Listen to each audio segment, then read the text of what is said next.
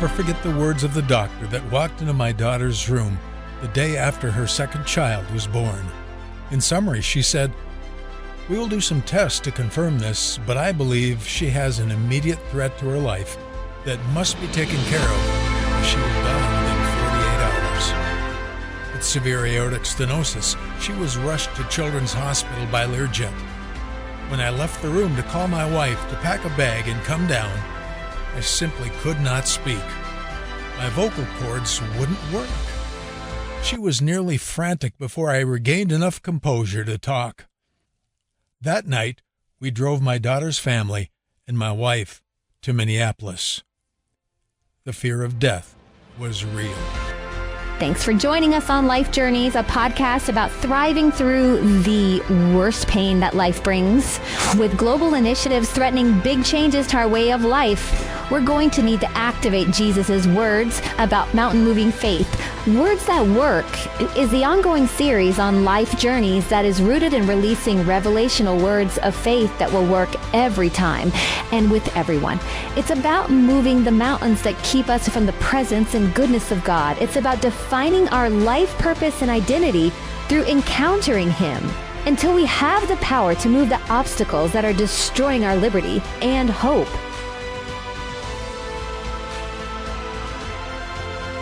Now, Jesus said that life's storms would come. In fact, the Gospels record two separate occasions where He led His disciples out into a storm to teach them.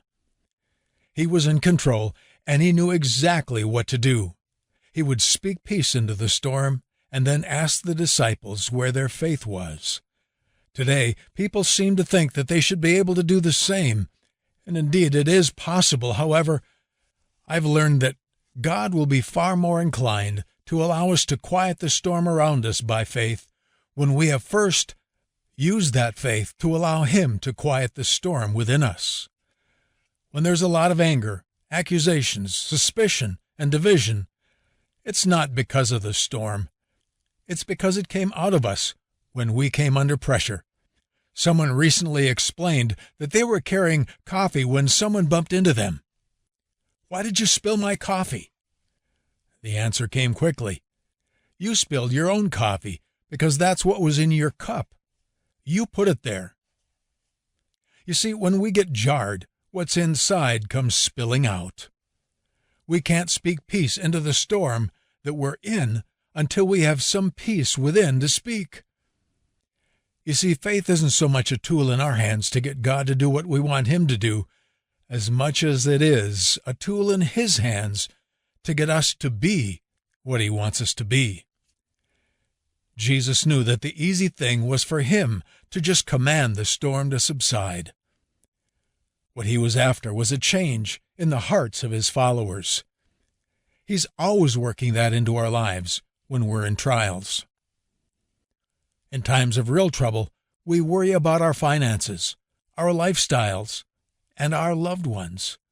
We're often afraid that we may lose our successful businesses.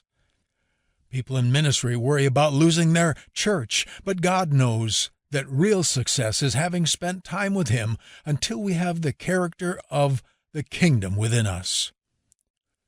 God has let us pursue the American dream until we got what we wanted, but it didn't bring the kind of peace that can weather the biggest storms in our lives.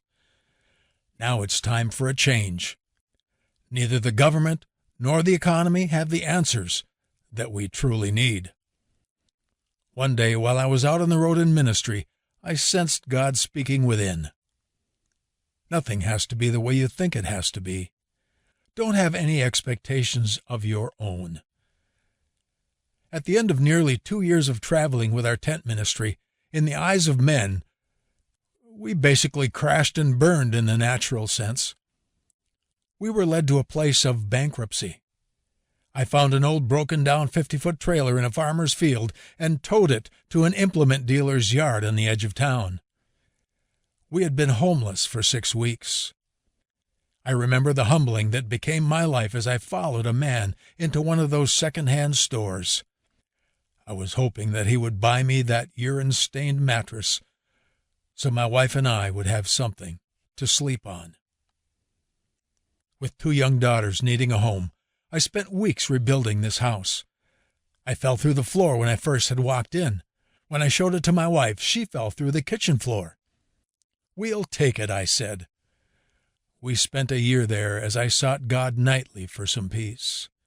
One day as I walked in the grove, I told him, "If you never want me to preach again, Lord, I just submit to you."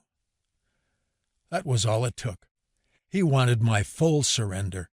Now I knew what he meant when he had told me, "Surrender your anointing back to me every day." By that night, everything had changed. He was refining me and bringing me to a more complete surrender before I would be restored to my life's work. When we came to our next place of ministry, we had nothing. Someone bought us a car, and then they bought us a home. Soon God brought us into a theater that became our new church. It was through that process that I learned something else about faith that works. It's a tool in God's hands to bring us to a place of deep surrender to Him. He provides all that we need, but only after we have learned to give Him all that He needs, a full heart of surrender to His will. Jesus led those disciples out into the sea to experience a storm. He knew what He would do, but He wanted them to learn how to be a part of it by calming the storm within them first. When the very possible death of your child or grandchild is involved, fear is hard to keep at bay. However, through many storms, I had learned a few things. That night the doctors were able to put a balloon into our granddaughter's heart and literally tear open her aortic valve. I'll never forget my daughter's question, "Dad, do you think she's going to make it?" You never want to hear that question. But armed with the fear not of Jesus in my heart, and having been shaped by the storm that I had been through, I was able to tell her, yes, absolutely she's going to make it. To be able to tell her those words made everything that my wife and I had gone through in the last many years worth it all.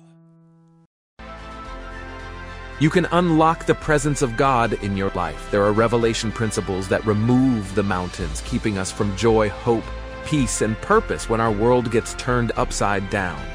Look for these words that work with Pastor Hardica as he shares what has helped him when life got hard. And don't forget to check out his book, The Fortress and the Firebrand, available on Amazon and Barnes & Noble. Thanks for listening to Life Journeys. Find new episodes every Wednesday and Saturday. And if you're new to this series, it begins with the September 16th episode.